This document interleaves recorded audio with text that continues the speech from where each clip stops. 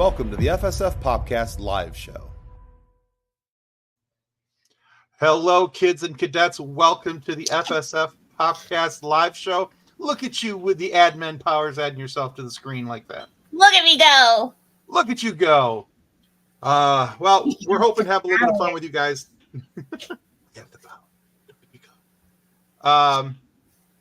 We're hoping to have some fun with you guys tonight. We're going to talk about shows that have been canceled over the years, been rebooted, or brought back in some other form of media, whether it was a book, a comic book, a movie. So maybe the show itself wasn't rebooted on another network. Maybe it's just like one of the examples that we're going to talk about tonight is a TV show that was canceled far too early and brought back for a movie that didn't answer all the questions, but, you know, kind of answered some of the questions. You did make it, Jesse. Look at you go. Hello, Jesse. So, but yeah, that's what we're doing tonight. This is the show, Canceled and Rebooted. So we're going to talk about a few of these things. Now, of course, if you have thoughts or opinions about any of the shows that we're talking about, please feel free to put your comments in the notes, and we'll try to get them up on the screen as much as we possibly can. And if there's a show that we haven't covered, throw it in there, and we'll talk about it. This is a community conversation that may be a hint for one of the shows that we'll talk about later. Let's see. Granzier says, "Oh, good. I love it when we cover this. Yeah, this is a fun topic." Hello to you as well. And Ben is unable to make it tonight, so we're not sure when they're what their schedule looks like, but they've had a bit of, you know, a little bit of a rough day, so we're letting them just have the night off and relax. So family first and health first. That's what we kind of push around here. So let's see. Tim, One Pride, just saying. Go Lions. All right. And Jesse says, "How dare you, Ben? I kid. Yeah, they've had a rough one today, so we're just letting them enjoy their evening as much as they can. So, all right. Well, hey, let's get into it. And by doing that, before we can do that, we have to say thank you to our show partners, because without them, Kathleen, do we do any of this without them? No. Okay, No. Good answer. She's like, "Oh, you're talking to me." Okay, no, we don't do that. I'm here, I promise. I just am very scrambled. I'll get there. I understand. But yeah, so these are our show partners. These are the guys that help us week in, week out, put our show on the air. Storylines, they help us with our shorts, our reels, our TikToks, any of those things that you see, those small videos. They help us edit those and get those ready for you guys to be able to see. An amazing company to work with. Then, of course, there is TCT, where fandom meets fashion. They have a lot of really cool nerd wear, which I'm not wearing one of their nerd shirts tonight. I'm wearing one of my own nerd shirts tonight that I designed. But they do make us look extra cool when we do wear theirs. Yeah, it is. And they've got, especially if you live in like the Michigan, Indiana, Kentucky areas. There's another state to the south of us that only has 4 letters. And it's 4 letters for a good reason. Number of astronauts. Yeah, and presidents.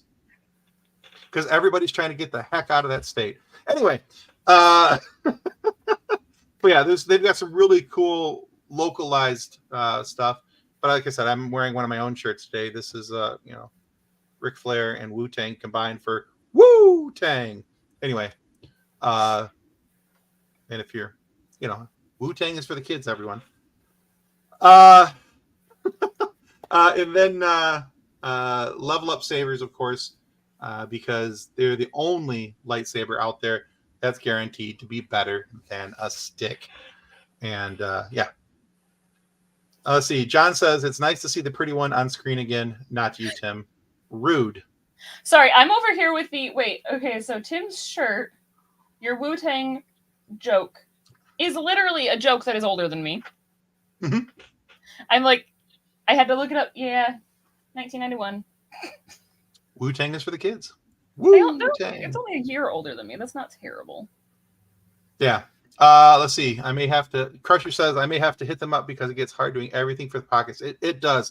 And I tell you what, Jesse, if you want introduction to them, I'll introduce you to Robbie, the guy that I work with at Storylines. I can't say enough good things about Robbie and the crew over there. They are amazing to deal with.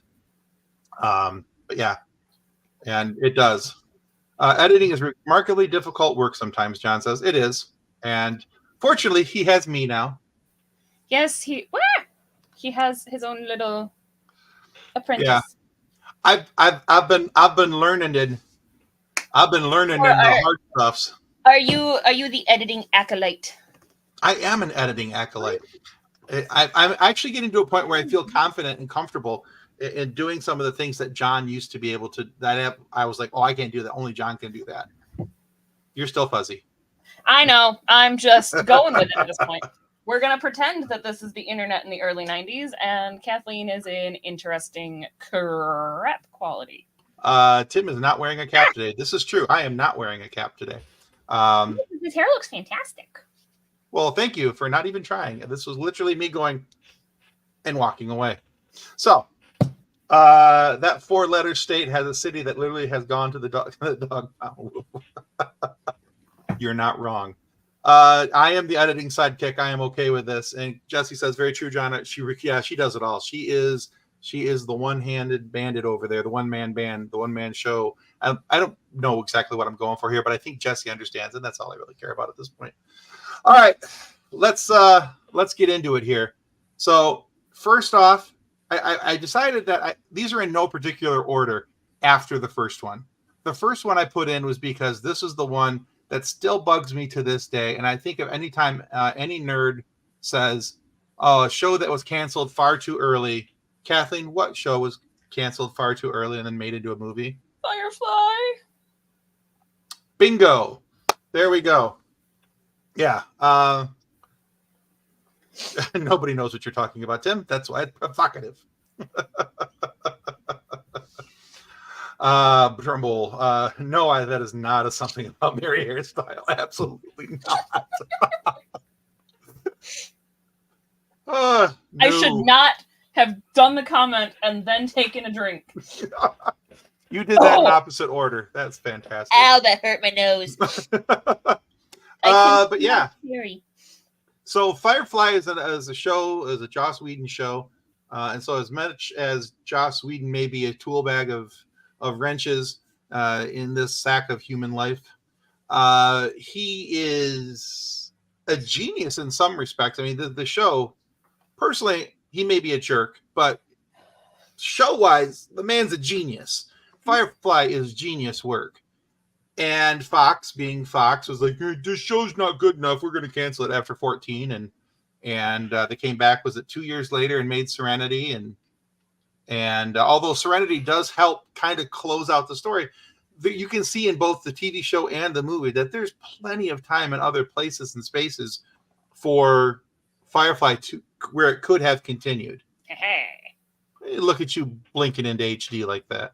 I'm like, what is going on with my camera today? For some reason, because, and I know why now that I say for some reason, because John logged me into his admin account, so for it defaulted to the 420 camera instead of the 1080. Words is hard, dude. It has been. It's been a lot. But yeah, John says, I didn't know Firefly existed until after I saw Serenity. I didn't know. Well, I knew that they both existed, but I didn't watch them, honestly, until the year that doesn't count. Yeah, I just had no interest in watching it for whatever reason. I was like, it was a show that only lasted 14 episodes. How good can it be? Fantastic. And then I swore at Fox for a good solid couple weeks because I was like, this show's fantastic. How is this getting canceled? But alas, It was canceled and brought back as a movie. Now, Serenity is a very good movie. It's an amazing movie. The only thing I don't like about Serenity is that it is hard to find on any streaming services. Oh, I thought you meant with the story itself. Oh, no. My only issue with the story itself is poor Wash. Yeah. The rest of it's fine. Yeah. It got canceled. How good can it be? The common cry of the internet this month. We're going to talk about that in just a few minutes. Don't you worry. That's coming around. Let's see. Granzier says Fox hated Firefly so much they play the episodes out of order. That's yeah. They really screwed that show over, really, really hard. And I did the same thing. I watched Firefly on a marathon in back in 2020, the year that wasn't. I sat down. I think it was on Hulu at the time, and I watched episode after episode after episode. And I was like, I'm hooked. I'm like, so when does season 2 start? And that's when I found out there was no season 2. I love the fact that even Alan Tudyk still mocks this show.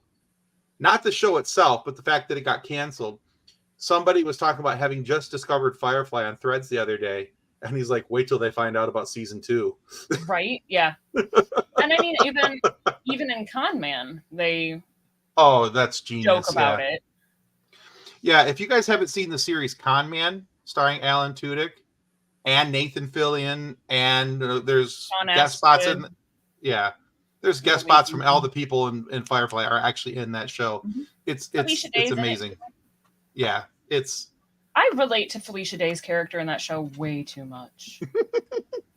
I love the fact that she keeps showing up in the same exact clothes that Alan Tudyk is wearing without him like telling her. It's fantastic. Honestly, so like, and you know, the internet is a very large and crazy place, but absolutely, I know, yeah, poor shot. Felicia Day's first scene in Con Man when she had eaten something bad and is super embarrassed about how horrible the bathroom smells as Alan Tudyk has now walked in.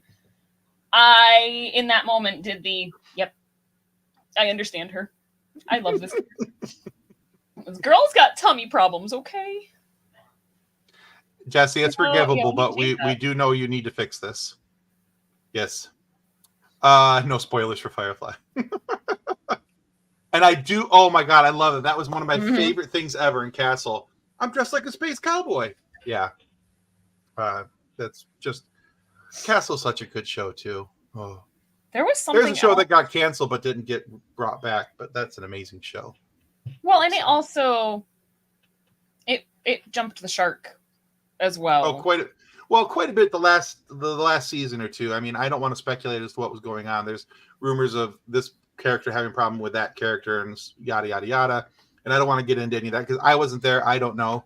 But the last season especially felt very rushed. Especially the last few episodes of the last season. Didn't it? It was on air during the writer's strike, too. When everything got crapped. Well, hey, don't worry, Jesse. We're going to talk about that other one, too. So, Firefly and Stargate, you need to add them both to your... The shark is that's something different, John. That's a different shark. Freaking, no, but like even... laser beams. I know this is not tonight's topic, but Castle, and then specifically, like... I feel like it should almost get counted as being canceled and rebooted, was Bones. Because they had such a fantastic storyline going with the Gormagon. And then the writer's strike happened, and they killed that plot line. Because it was supposed to be a multi-season arc. And that season got cut in half, and so they chopped the Gormagon series. And it was a lot of things. Show. Yeah, a lot of things from that writer's strike did not fare well. No. Because they went into it with one arc and they came out of it like, okay, well, we're just going to go with what we got available. And yeah. So, no, I agree with you 100% on that. Still bitter 100%. On that one. I loved the Who Civil War Browncoats and Firefly is maybe only on Sci-Fi, but that pulled you. Yeah, a little bit for sure.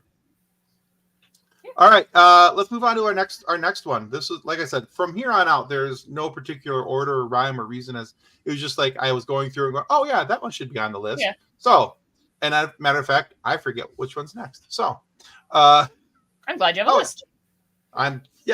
If only I had made a list. But the show Arrested Development. Now that was on Fox for quite a while, and then got brought back on Netflix. I think for 2 seasons. You know, they had talked about perhaps making a movie, but as of yet, it's just a series. So, I think it is only 2 seasons on Netflix because that's very much Netflix. Oh, the great bigger plot. Yeah. My wife would agree with you on all the Bones conversation. She's a big Bones fan. So, does Sliders qualify here? It was canceled. I don't know that it was ever brought back though. They didn't bring it back, which is sad because I actually just started watching that one not that long ago, and that's actually a lot of fun. I've actually never watched all of Sliders. I've watched an episode here or there, but I've never sat down and watched all of it. Yeah. It was funny. I was on a bit of a Jerry O'Connell kick, and it was what else has he been in that I haven't seen? There you go. And I went from Crossing Jordan to Sliders. By the way, tonight's episode, for those who are watching, tonight's episode is brought to you by Winking Owl Sweet Red Wine. Ooh, I love that stuff.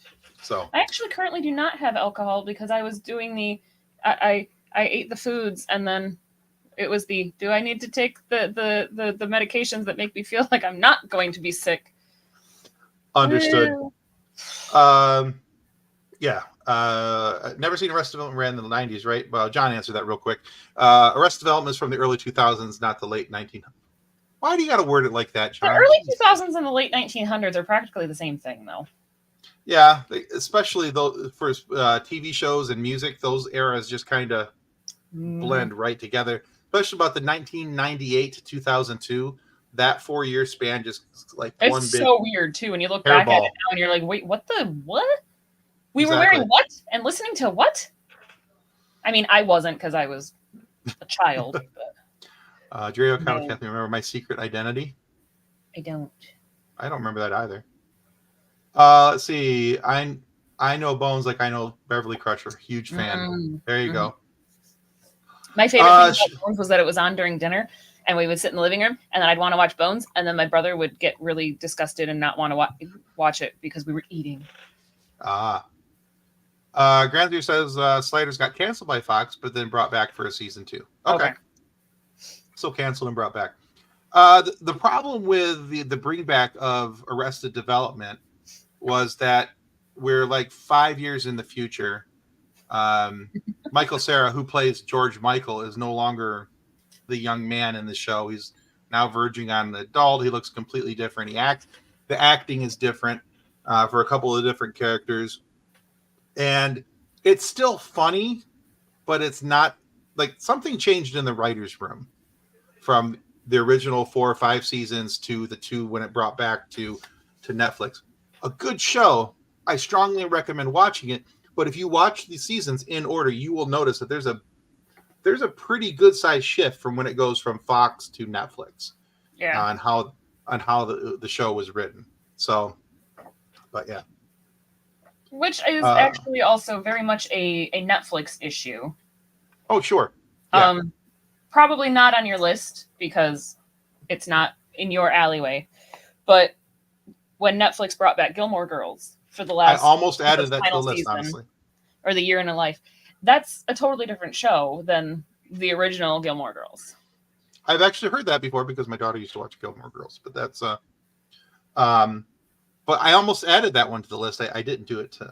Didn't do it, but I almost did. Granzier says, My Secret Identity was in the late 80s or early 90s. He got zapped and got special superpowers. So, I did that with my husband too, but if I had Maddie watch it since she was a baby, she actually watches Bones to go to sleep. Awesome. Does Freaks and Geeks count on this? So was that brought back somewhere? I think they brought it back on Netflix as well. Okay. I don't know enough about Freaks and Geeks. I know it was a very popular show. Again, it's another show that I really didn't get much into. Freaks and Geeks was amazing. Okay. I keep getting told that's a show I need to go back and watch and check out, but I've never. Scaraf says, Hey, everybody. What's up, Ro? Driving home from a long day. I'll check out the stream and entirety later tonight. Cool beans, buddy. No problem.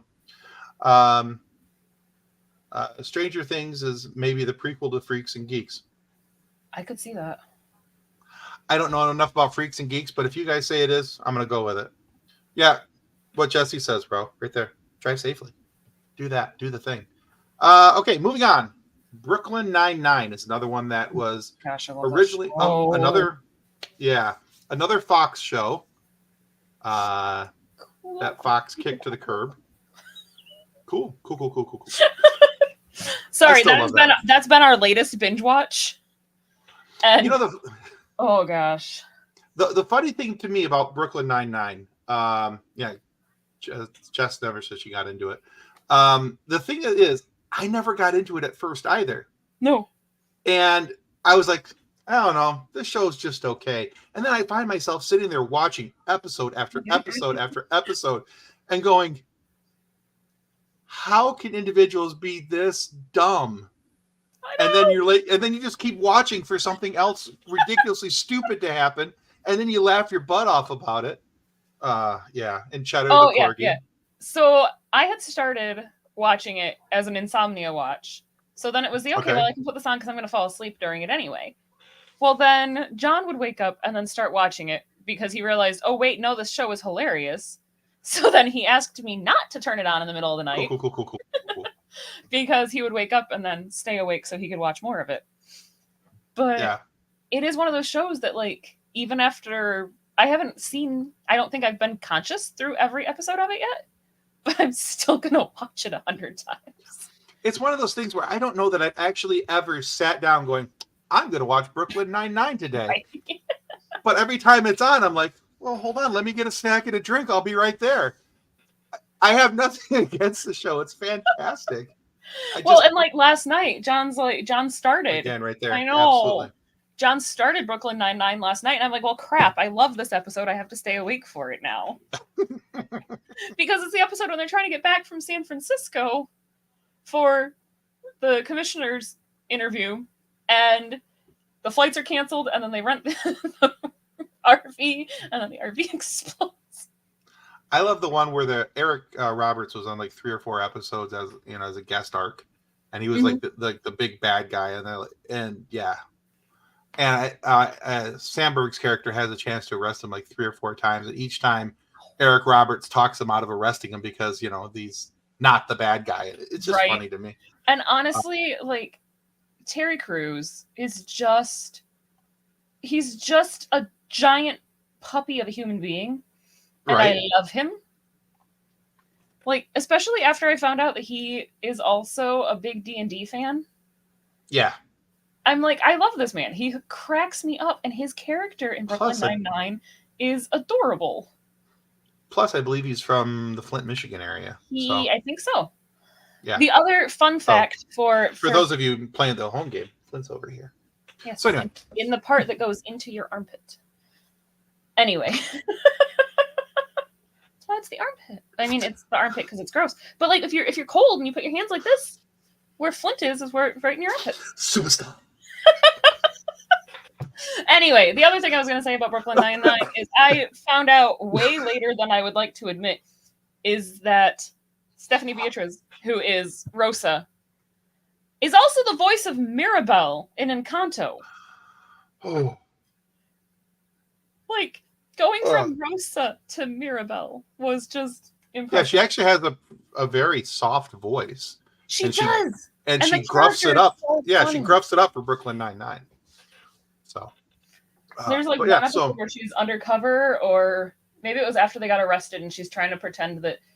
I think it was after they got arrested, and she's on the bus trying to flee, and she does the super soft baby voice, and I'm like, nice. All right, so that's Brooklyn Nine-Nine. So far we've gone through Firefly, Arrested Development, now Brooklyn Nine-Nine. Next up on the list that I don't remember is Futurama, which is on like its 12th. Canceled and restarted and canceled and restarted and canceled and restarted. It's been restarted more times than my lawnmower, meatbags. Yeah. Because it was Fox, and then it was Comedy Central. Mm-hmm. And then it was Hulu. And now it's Disney. Which, I mean, Disney owns Hulu, but still. Yeah. Right. Just it's bounced around a lot. They make jokes about it even. Ooh, V was good too. V. we're not going to disagree on that one, Granger. So as a kid, so I think that was in the early 80s when the original V came out. That show scared the crap out of me. The woman who played Diane, or was it Diane or Diana? Either way, I think it was Diane, the lead of the lizard alien people. Mm-hmm. She scared me. She was scary. But I mean, okay, so when that came out, I was like 7 or 8 years old, and I remember watching that on TV. But I always thought that show was really very cool, and I never understood why it went away. But I was, like I said, I was somewhere between the 7 to 9 range, let's say, when that came out. And then it's had a couple of soft reboots where they did like mini series and things like that. Marina Baccarin was in the second one, but anything that she's in, I'm like, give me a ticket, I will sit here and watch. But so no disagreement on V whatsoever. That was a show that needed more than it got. Let's see, unpopular opinion, I love both V's, the 80 and 2000s. The 2000s was dark. Yeah, it was. And I think that they were trying to be edgier. I think that they were hoping to catch a more modern audience, because the 80s, if you go back and you watch the 80s V, it's a little softer in storyline and not as so like the death scenes and things that were in the 80s show were really toned down because it was early 80s on primetime. Right. I think, especially you jump ahead 30 years and 20, 30 years and you bring it back, it's a different style audience. Primetime isn't as conservative as it used to be, and they're able to show more things. So I think that they got to the point where they felt like they could do those darker storylines. Yeah. No, absolutely. Yeah. It's one of those things where you get these really good shows in and they don't take care of them well. They keep changing the dates and times, but yeah, I understand that completely. But yeah, so Futurama, that's one of those things that's kind of enough said. That's been stopped and restarted a million billion times. Next on the list is the show Community. I don't know if you guys ever watched this. This was one of my absolute favorites, but the show really went downhill after Troy left with Donald Glover's character. After they fired Chevy Chase because nobody wanted to work with him. The thing is, Chevy Chase may be again, he's one of those people that might be a human tool and really difficult to work with. But he was the perfect character on this show to, just he played that character so well. And let's see, she says, I know about the show Community, but know nothing about it.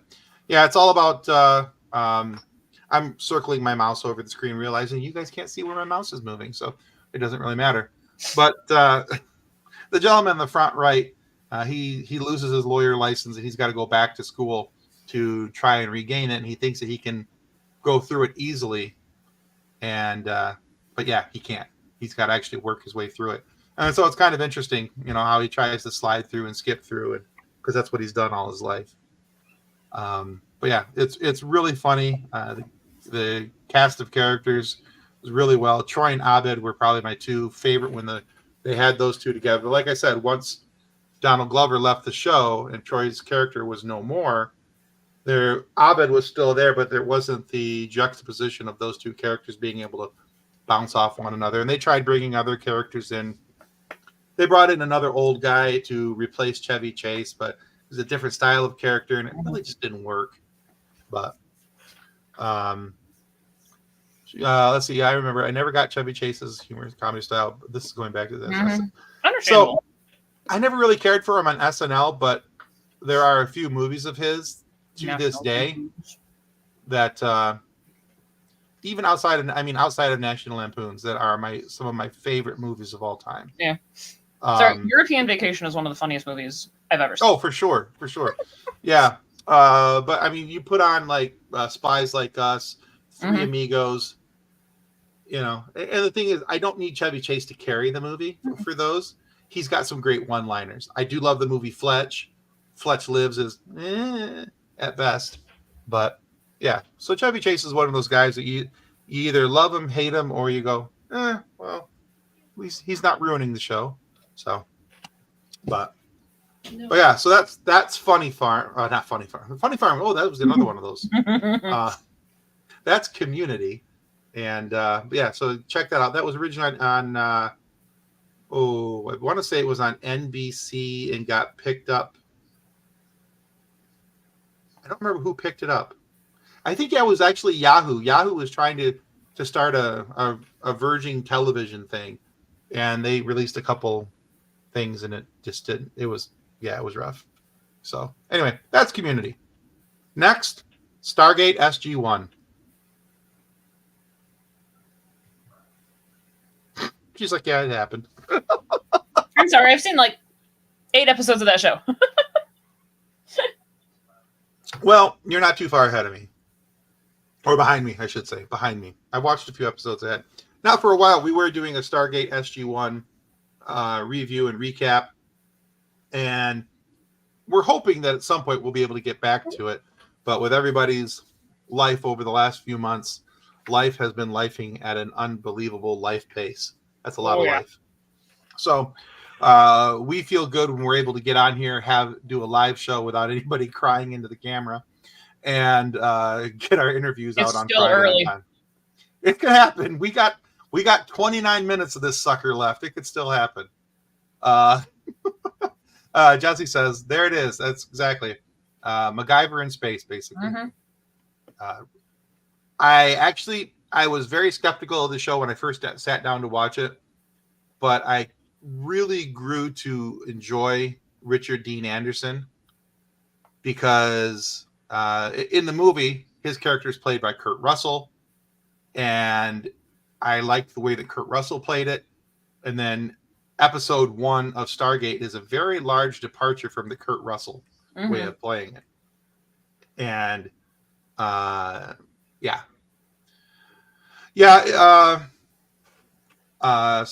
SG-1 did get canceled. It was for a season or 2 off, and then it came back, and then it had a bunch of spin-offs, and like Atlantis and what was it, Stargate Universe and Omniverse or Herbivore or something. I don't know. There's like 40 Stargate sequels out there. But he never heard of the planet Melmac. Hey, you got any cats over there? Oh gosh. You two are special. Let's see. Super unpopular opinion. I never liked Stargate SG-1. I tried to watch it. I had a roommate that loved the show. I loved the movie. Yeah. And honestly, I think I'm at the point where I don't hate the TV show. I think, however, what it is for me is that I probably tolerate the TV show because I love the movie so much. Because I think for 30 years, I'd never watched the TV show. I'd only ever watched the movie. If I was going to watch something Stargate, I was going to sit down and I was going to watch the movie because I was like, well, sometimes, Stargate, that's Stargate. And I think sometimes, our minds go, well, they turned it into a TV show, and every one that we've ever watched for TV shows that have come from a movie, I can't really think of. That actually might be a good live show topic, is to talk about movies that were made into TV shows and talk about how successful they were or weren't. Because there's quite a few that have gone that way. Like, I think the most recent one that I can think of other than Stargate was Minority Report. Yeah. Which they had Tom Cruise in the movie, so obviously it's going to be horrible. And yeah. But I never watched the TV show, so I have zero to offer about that. Stargate Detroit 2026. I think that's just the bridge that takes you over to Canada. It's not a new planet. But they're so much more technologically advanced than us. At least politer. Let's see. I like Richard Dean Anderson, but I didn't like him in MacGyver. That show, was just too cheap. Okay, so I love MacGyver. I have Okay, so that's a show that we could have included in this list. That was a cancellation because at the end of its show, it had run its run and it was canceled. And then it was brought back, rebooted, shall we say. The MacGruber doesn't count. That's something different. But MacGruber. But it was just. I never watched the reboot of the MacGyver show. I had zero interest in it because it didn't have Richard Dean Anderson. And one of the things I think, Granzer, honestly, you said here the show was just too cheesy. I think it was intended to be cheesy. Yeah, I think it was supposed to be. That's how I always took it, is that it was supposed to be something a little bit cheesy. Tim and Kathleen, Stargate, Michigan goes to the Great Lake Pyramid. Tinfoil hat time. I mean, there's enough stuff hiding in the lakes. You never know. Who knows? I don't know what I'm not wrong about, but I'll take it, Jesse. Thank you. Tim's like, totally out of context. I'm not wrong. Oh, darn. It's MacGyver. Hollycraft Original says it's MacGyver. Yes, fix everything with duct tape. Come on. Not just duct tape. You had to have a paper clip, duct tape, and some chewing gum, and you could make an atomic bomb.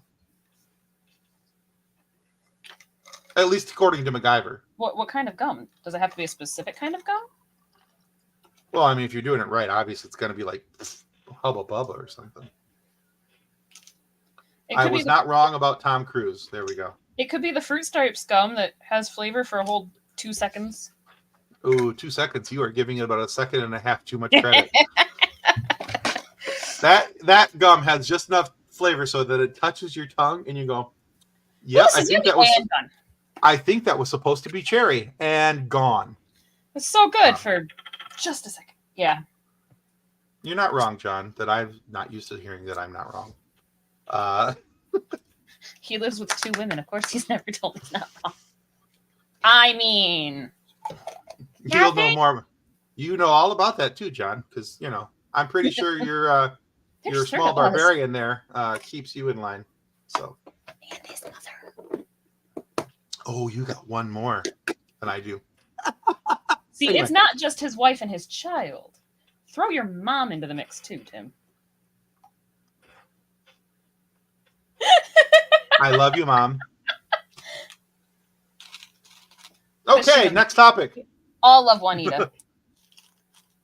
The only thing I want to say I like about MacGyver was the guest actors. Yeah, they had a ton of cool guest nods in that show, for sure. I'm looking forward to going back to work so I can be right for about 15 minutes a day again. Yeah. All right, so those are the ones that we had pulled together off the list. And like I said, there's a whole lot of other shows that could have been included in these, including Jerry Ryan. Yeah, exactly. That could have been included here. And they're not. But we could, honestly, I think this is one of those topics you could do a once a month, part 2, part 3, part 4. Is Thundercats? It could be, absolutely. Thundercats, Voltron. And you're right. They've each been, at least Voltron. Thundercats has been rebooted at least twice. I think Voltron's on its 3rd or 4th run. You could include He-Man and the Masters of the Universe in this list. You can include DuckTales. Woo! Anyway, and you said DuckTales. I had to. It's not my fault. It's just ingrained into us. You heard the theme song more than once. It just gets stuck in your head. Mm-hmm. Oh, I watched a TikTok. Shiny. Ooh. I watched a TikTok the other day and I forgot to send it to you. I have to go back and try and find it now. Somebody did a hard rock heavy metal version of the DuckTales theme song. Woohoo! Anyway. Hey John, how's it going? You're welcome. My like-minded brain over there. But anyway, so that's it for that topic. There's something else we want to talk with you guys about tonight. And let's see. He-Man, Master of the Universe reboot was super solid. Yeah. Nothing but good things I've heard. I have actually not watched the reboot of that, but I have heard nothing but good things about the reboot of He-Man and the Masters of the Universe. including the refreshing of actors and who they're having play different parts, things like that. So, but the other thing is, now, are you ready for some aggressive positivity? And blurry Kathleen,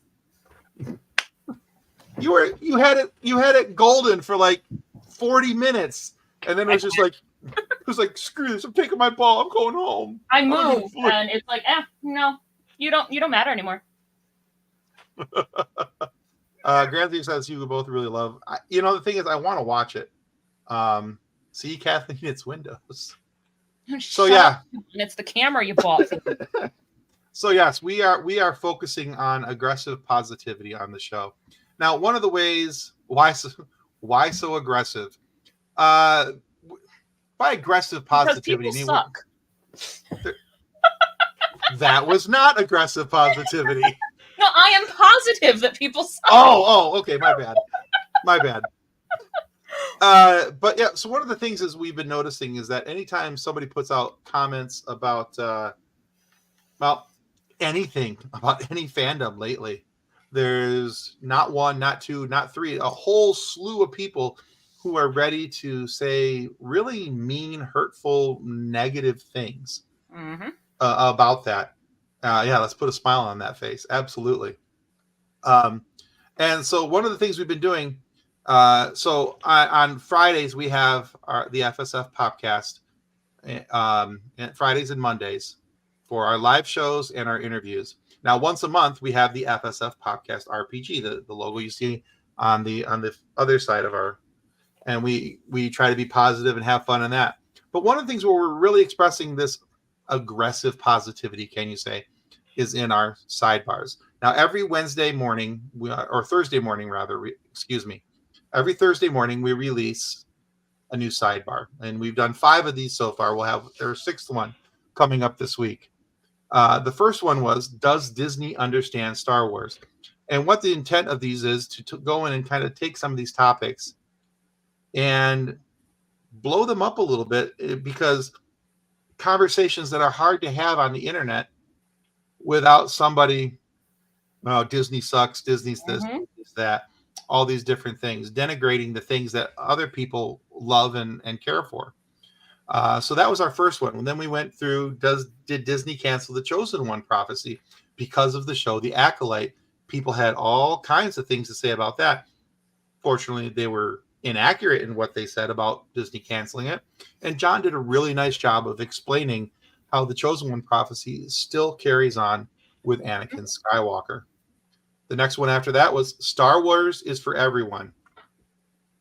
The amount of comments that we have gotten from this episode alone. Wow. But yeah. Yeah. Allow me to say, though, John did get hate comments. He did. So we are expressing aggressive positivity. We are being positive. We are not toxically positive. We are not telling you that you have to like the things because we like the things. We are not telling you there's nothing wrong with this thing. No, this is not a toxic positivity thing. And the people who have mentioned that in comments and in threads are poo-poo heads. And they need to stop being poo-poo heads, because this is our show. We do what we want. If you don't like it, you can go somewhere else. We are telling you we like these things. We are okay if you like these things. We are happy if you like these things. Right. If you don't like these things, shush. We're glad that you have the things that you like. We want you to like it all. But if you don't, that's fine too. We're not saying, like Kathleen said, never once will you hear us say, you have to like this because I like this, or you have to dislike this because we dislike this. Right. Tim, do you like Brussels sprouts? No, they're awful. That's fine. I like Brussels sprouts. I think they're really good if you will put them in your air fryer and then you put Parmesan cheese on them. No, that sounds disgusting. There we go. See? Aggressive positivity. I am going to tell you the way I like my Brussels sprouts. Also, if you put bacon in them, it's delicious. But I'm not telling you that you have to like them. I am not telling you that you have to eat them. It does seem like a good waste of bacon, though. No, it's actually... if you enjoy Brussels sprouts, it's delicious. If you don't, I understand. Exactly. And so I followed this one up from John. John did this one about Star Wars is for everyone, because trying to show how Star Wars can attract different people with different shows. And people took that to mean that you have to like everything that Star Wars has put out. No. Yeah, that's not what Star Wars is for everyone means. You're not necessarily going to appreciate Nubs. Exactly. But then we did the one. Enjoy Andor. Exactly. We did the hashtag not my Star Wars, because that was the comment we were getting. Well, that's not my Star Wars. That's not my Star Wars. And so we kind of dove in. I dove in on this. So what does that mean? And we did forget Battlestar Galactica for sure. Complain about Star Wars is not on regular TV. Agreed. Understand. Understandable. And Nubs is a galactic treasure. Nubs is adorable. I'm assuming that's one from the Young Jedi. The blue one in the middle on John's last. Okay. One. I haven't watched it. I have no reason to watch it. I don't have children of that age. But then again, I also watch Bluey, so that theory doesn't really hold. It's a place for you to get your grandson started on Star Wars. Deal. Okay. But we talked about not my Star Wars and what that means. And again, you don't have to like what I like. You don't have to dislike what I dislike. This is not a cult. This is Star Wars. You like what you like. You know, there was actually John and I were having this conversation about Star Wars not that long ago. That Star Wars is an all-you-can-eat buffet. Yep. There is something for everyone. There are the kids shows. There are the more serious shows. There's the original trilogy. There's the prequels. There's the sequels. It's a buffet. Take from the buffet of Star Wars what you want. Leave the stuff of the buffet that you don't want. Somebody else might enjoy it. But don't tell somebody else that you can't eat that. Leave my Star Wars buffet alone. Exactly. And what John's saying there's 100% right. I originally refused to watch Clone Wars and Rebels both because they were kids shows. And now I love them. And I realize how much context they add to the live action shows. And honestly, if you look at those now and then you watch Young Jedi is a kids show. Well, yeah, and I think the same way with Resistance. Resistance is for a younger age group, not the same age group as Young Jedi. That's for an even younger age group. But it doesn't mean they're bad shows. It just means that they're not made for me, and that's okay. Right. And again, look how much I love Star Trek Prodigy. I do. If you haven't watched Star Trek Prodigy, by the way, and you're kind of on the fence of, golly, should I watch something Star Trek? Go watch Star Trek Prodigy, because then you're going to want to watch other Star Trek. Go from that to like Lower Decks, Lower Decks is hilarious. And then to maybe like Strange New Worlds. Yeah, good times. Grandier says, I wonder if these same viewers had the same disdain for the Clone Wars, the enemies. Probably. I did. Someone claimed online, tried to tell me that no one ever hated the prequels. Oh, my sweet summer youngling. Were they not alive? If the only way you think that the prequels didn't get hate is if you weren't alive and you didn't know what was going on. Ahmed Best almost took his life. Yeah. Jake Lloyd almost took his life. Jake Lloyd quit acting and had a schizophrenic break because of what toxic fans did to him. Yeah, absolutely. The fact that Ahmed Best has come back at all to Star Wars says more about him than anything else. The fact that Hayden Christensen was willing to come back after the hate he got. Yeah. And I'm hoping that at some point the hate that John Boyega and Kelly Marie Tran and Daisy Ridley is getting and all this will blow over, and that at some point it will be like with the prequels and they will get the love that they deserved, because people forget, and this is one of the things I talk about in this episode here, is that people forget that these are just paid actors who are doing what the script, saying what the script told them to say, doing what the director told them to do. And if you're going to have any issue with the way that something is portrayed on screen, go after the writers, go after the directors. Do not go after the actors. It's not the actor's fault. The actor's doing what they're paid, what they were told to do in their contract. It's really not. It shouldn't be that this hard to figure out, but people are struggling with it. And then after Not My Star Wars, I did this one. Was it something we said? Because of the number of comments that we were getting, the number of hate comments that John was getting, the number of you guys are idiots comments, and you guys know what you're talking about comments. all that different type of stuff. The Mandalorian, it's still on Disney Plus. They've done 3 seasons. There was plans for a 4th season. I don't know if the 4th season is going to happen right now because there's talks that they're going to skip the 4th season and go straight to a movie. So it is currently filming, but we don't know if they're filming for the movie or filming for a 4th series. Right. It's being kept pretty much under wraps because everything that happened with the Acolyte. I think that they're kind of and, honestly, I don't blame Disney for putting things under lock and key when they're trying to do what they think we want. They're trying to give us more Star Wars. And that's what we all ask for, is more Star Wars. We want more stories. We want something outside of the Skywalker saga. Mm-hmm. And then all they do is bitch and moan about what they're given. Right. Because as John and I have pointed out many times, the answer for Star Wars is more Star Wars. If you don't understand something, take a breath, take a beat, sit back, wait for it to come out, because it will come out eventually, and they'll make more Star Wars that answers the question. The you can fix and fill so many plot issues. And that's one of the things about sci-fi and about fantasy, is that you can do all of these wonderful things because it's a galaxy far, far away with a belief system that doesn't exist here. We can change things. It's gonna be fine. It's not canon. Nobody cares. Man, my friend doesn't like you. I don't like you either. We're wanted men. I love that line. Star Wars. So anyway, so that was last week's, and that's had a few fun comments on it as well. And I can only imagine what next week's or this Thursday's is going to be, because this is the topic for Thursday. Oh boy. Damn the man. Save the Acolyte. Oh no. So yeah. It's going to be an interesting. It's about an 8-minute video.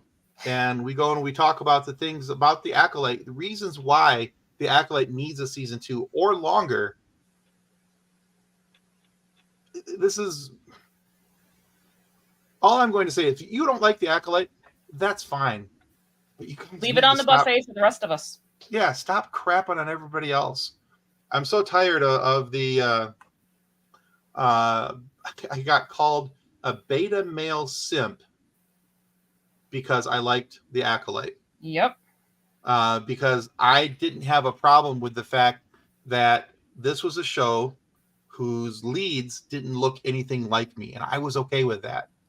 But the people who aren't, by the way, I'd like to point out in the couple different places where I posted things for people to go, and if they want to try and save the Acolyte, either with a petition on change.org or a way to go to disneyplus.com and tell Disney that you want more of the Acolyte. Any of the people who had negative things to say, out of the 47 reactions I got on one post, 22 of them were laughing emojis. Yeah. Can I also say... Sorry. Hold on 1 second. Let me make this point, and then you can do whatever you want. Out of those 22, 21 of them were white males. I would guesstimate between the age of 18 and 30. So they're mad because this show wasn't about a straight white male. God forbid it had somebody, a person of color in the lead, and then it had 2 Asian men in the lead. We had Asian men and a black woman. We had people of color in the lead. That's, and they're like, oh, this, because the story clearly wasn't written for them. And so they're having big problems about that. Can I, on that note though, can I just say that if you're watching things that only have straight white males or straight white women, you're on the wrong side of history. Friends, we like to call that the dark side. There was an attempt of making it so there were only straight white people. That is the wrong side of history, guys. You do not want to be on that side. It's okay for there to be color. No, we're hoping that they will, Jesse. Major publications like Forbes and Rolling Stone are talking about why canceling the show was a really bad move. And that's true. This is interesting. Save the Acolyte, 47,000 signatures. Don't save it, only 7,000 signatures. And if people who gave my husband's hate comments want to give me hate comments for saying things like that, have at it. Do it. Engage with us on YouTube. It just makes us stronger. There you go. Let's see. Danny from Comics and is not a fan of the Acolyte and expressed why she didn't and was called a bigot. Oh, man. See, I don't have a problem with somebody saying why. Okay, so I've actually seen some of the stuff that Danny has talked about. And the difference between what Danny's issues are and what a lot of the other regurgitated comments are is that she actually has a platform that she's speaking from that makes sense. She's not just stepping up on somebody else's platform and going, yeah, what the other guy said, which is basically all these regurgitated comments of hate, what they are. But Danny, if you have problems with the way the story was written, I'm okay. I'm not saying that the show is perfect, by the way. I have some issues with how the story was written. Episode 3 with all the singing and the power of one, power of two, all that stuff. Yeah, that was a little campy to me. I didn't understand it. I didn't really appreciate that episode, but it did. Looking back at the episode, if you took the time to watch all the episodes, it actually makes sense. And even though I don't care for the singing and all that stuff, but yeah, Danny's points are not wrong. Some of the acting was a little wooden in spots. The guy who plays Master Soul, though, by the way, chef's kiss. He's amazing. I can't remember his name. He's a Korean actor who learned English in 4 months, by the way, so he could do this show. Yeah. Granzier says they said if they just won't have made it so woke, we wouldn't have a problem. They'd rather have charged Jared Beanstalk the entire episode. You know, the thing is, the people who say that Star Wars has gone woke have forgotten that Star Wars has been woke since 1977. Yeah. It's been woke since the opening credits of the very first movie. That's what these shows are about. Going against big government with a woman in Princess Leia was the head of the rebellion. You guys need to listen to George Lucas more and what he says and how he describes these movies. They've always been woke. They've always had a woman in the lead. Just anyway, I could go on. This could be like me ranting and raving and all these things for years, but yeah. Correct me if I'm wrong. Didn't the lead actor in Acolyte tweet if you're straight white male? Wait, bigot male. If you're a bigot, yeah. I don't know if they said that, but that they're not wrong, because you're gonna have if you're a straight white male who's a bigot, you're gonna have a real hard time with some of the storylines and some of the people. It's like those who say Star Trek has gone woke. Clearly, you never saw a dang episode. Again, people need to pay attention to their shows, not just what they think they took out of their shows.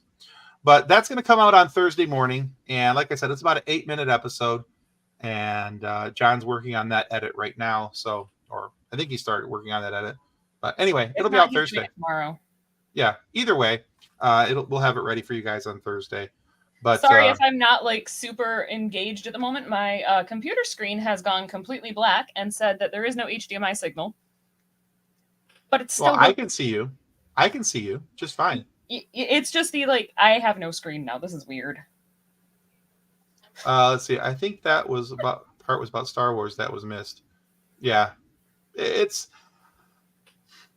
I will say that the one thing before we move on to anything else, real quick, the one thing that I really did enjoy and appreciate. John says, "God, Windows." I don't know what's going on. The one thing that I really do enjoy and appreciate about the Acolyte is it's a story set in the High Republic era. It's the first one that we've gotten in the High Republic era in live action. I love the fact that we're getting introduced to new places, people, and things that we're not anywhere in Star Wars before. I love the fact that we're getting expanded universe storylines and things that people and things brought in. There's such area for growth here and expansion that if people could get out of their own way and let the show just be a show, it would be fantastic. That doesn't mean you have to like it. If you don't like it, don't watch. It's that simple. It's fine. There's plenty of other things out there for you to choose from, even inside of Star Wars. If there's something you don't like these 3 movies, well, guess what? There's like 9 or 10 other movies you can choose from. So, I have a screen again. I see that. John wants to know how you fix the display. I turned it off and turned it back on again. Ah, yes, computers. Kathleen, you are like Gates doing that thing and seeing disengage yet. Yes. Dude, acting in the dark. She's doing the show in the dark. We'll fix it in post. It has been such an There is no absolute post. dumpster fire over here today. I'm sorry. Understood. But anyway, like I said, that comes out on Thursday. But yeah, go watch that on Thursday. Please engage with us and tell us what you think about the points made in the Damn the Man, Save the Acolyte. We'll also have a link for the change.org petition listed there below in the notes for that episode. But also know that in your engagement with us, you're not gonna change us. You're not gonna scare us. You're not gonna make us think that Star Wars is awful and that things are terrible. If you want to angry comment, okay, have fun with that. If that's where you need to vent your frustrations. Yeah. And conversely, we're not necessarily looking to change your opinion either. No. We're just expressing why we feel the way we do and why we think this needs to continue. So it's an opinion, and we respect that. In the show, in that episode, I talk about why we need to talk about these things respectfully with one another. I have a saying about opinions, Tim. Would you like to know my opinion saying? I'm pretty sure I know it, but sure, go ahead. Well, let's let the rest of the internet know that opinions are like buttholes. I know that everybody has them, but we don't necessarily need to see yours. And if you feel that you don't need to see ours, then look away. There you go. Where does Disney take Star Wars now? Do they appease the vocal fans or do they stay the course? Well, right now they're appeasing the vocal fans. But they're paying attention to the wrong fans that are vocal. That's the problem. They're paying attention to the angry mob instead of the people who are not willing to be part of an angry mob and want to just express their opinions peacefully. But and again, unfortunately, in the world that we live in, anger is the loudest thing. That is what's heard over everything else. Yep. And that is such an issue with humans as an entire human race. So that's just But anyway, like I said, that comes out on Thursday. I think we could rant for a whole hour or more on that alone. So last week Friday we released our interview with Jonathan Scheck, who is from the Blue Ridge series and also one of my all-time favorite movies, That Thing You Do. He's Jimmy Mattingly. I quit. Anyway, really cool interview with him. Has some really cool stories about things that happen behind the scenes on That Thing You Do, even how he won the part of James Mattingly when he was auditioning in front of Tom Hanks. So it's really kind of a cool story. And I talks about also he's a dyslexic, and he talks about how he's used that to his advantage to help him with his script. So really kind of cool. Awesome. Yeah. And then episode 200 comes out this Friday.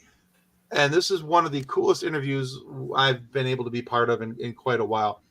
Dr. Chris Kempshaw. We didn't put it in the listing there, but he is a doctor. John, our editor, says episode 200 is amazing. I thought so too. Chris is amazing to talk to. He's a Star Wars historian. He's a World War I historian. And he has talked about the rise and fall of all these different countries and world powers and different things. And There's a lot of overlap there. Yeah, he takes that same style of discussion to the Galactic Empire. In his book there, The Rise and Fall of the Galactic Empire, which is, by the way, I thought I had it here with me. Actually, it must be at the shop. I'm doing this from home tonight. But that book, chef's kiss. It is a page turner. It's not a boring historical book. It's written like a story, but with historical content in it. And it references a previous Star Wars guest that we had, Kristen Baver, who is the editor-in-chief of StarWars.com. She's referenced in the book with a code name. If you can, it's not that hard to find. But and the wife of R2D2. Yeah, no, the wife of R2D2 is not mentioned in the book. But he also did the history and politics of the Galactic Empire. He's done the battles that changed the galaxy. All three of those books are worth checking out. Chris Kempshaw is a huge Star Wars nerd, and he's a Star Wars historian, and it's just so much fun. And maybe soon we'll actually have interviews with people other than just Tim doing them. It's a distinct possibility. I hope. Schedules have been dumb. Have we mentioned that life is lifing very hard? All over the place. Yeah, absolutely. And my kid starts school next week. You talk about... I can't even read this. John. Back to the robosexuals now. No. Bonnie Burton. I'm getting Star Wars people mixed up because there's a lot in my brain. Yeah, Jesse, I figured you'd understand for sure. But yeah, these are all the places that were available. Well, some of the places, of course, YouTube, Patreon. You can listen to us on Spotify, Apple, Good Pods, wherever you get your favorite audio podcast from. Trust me, we're there. If not, let us know, and we'll make sure that we get on that location. We especially love Good Pods, though, because Good Pods loves us. They take good care of us. What can I say? But yeah, I think that pretty much concludes us for tonight. Any parting thoughts? I have a first grader. Yeah, I got a senior. How do I have a first grader, Tim? I don't know. And I may have had some wine tonight. She was 18 months old when the pandemic started. How do I have a first grader? Sorry. I understand. It only gets rougher from here. I know. And on that note, goodbye. Live long and prosper and do all the things. Yeah. I am not a senior citizen. Jesus. He's really not that much older than you, John. Okay, shut up. Okay, bye. I meant that to John. You can keep talking. We're just going to start the video. Copyright 2024 FSF Podcast. Reference to any specific product or entity mentioned on this podcast does not constitute an endorsement or recommendation by FSF Podcast. The views expressed by guests are their own, and their appearance on the program does not imply an endorsement of them or any entity they represent. If you have any questions about this disclaimer, please contact us via email at info@fsfpodcast.com.